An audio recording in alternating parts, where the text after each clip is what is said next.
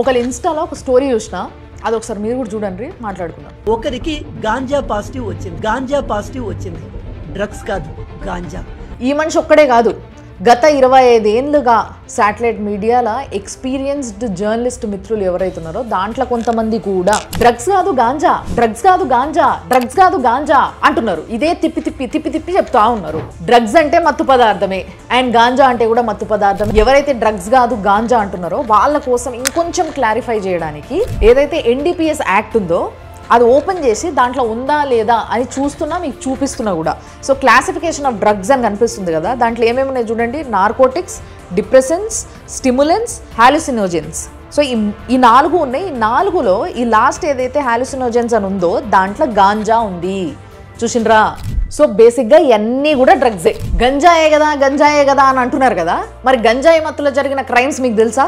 నేను చెప్తా ఒకసారి మళ్ళీ నుండి.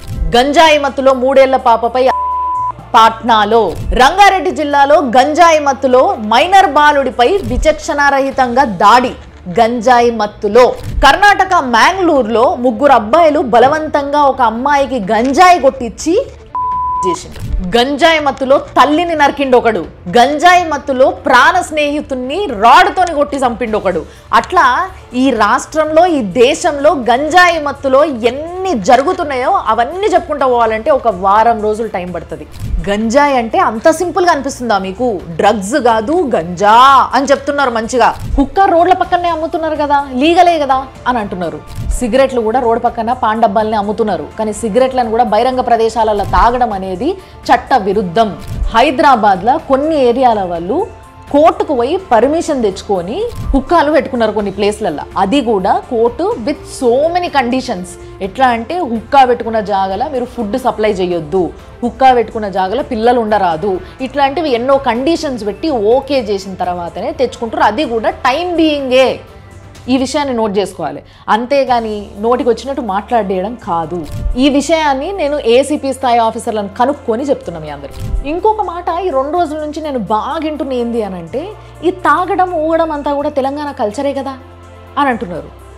చొప్పు తీసుకొని కొడతారు ఆ మాట అంటే బయట. అర్థమవుతుందా? తెలంగాణ కల్చర్ అంటే గ్రామ దేవతలు, తెలంగాణ కల్చర్ అంటే బోనాలు, తెలంగాణ కల్చర్ అంటే బతుకమ్మ, తెలంగాణ కల్చర్ అంటే పీర్ల పండగ. ఇట్లా ఎన్నో ఉన్నాయి. ఈ తాగుడు ఊగుడు అనేది ఏదైతుందో సెలబ్రేషన్లో ఒక భాగం మాత్రమే. నోరుంది కదా, వీళ్ళు తాగుతున్నారు కదా, మనం అందాము, ఊకునేటోళ్ళు ఎవరు లేరు. తెలంగాణ సంస్కృతిని ఫాలో అవుతున్నప్పుడు తెలంగాణ చట్టాలని కూడా పాటించాలి.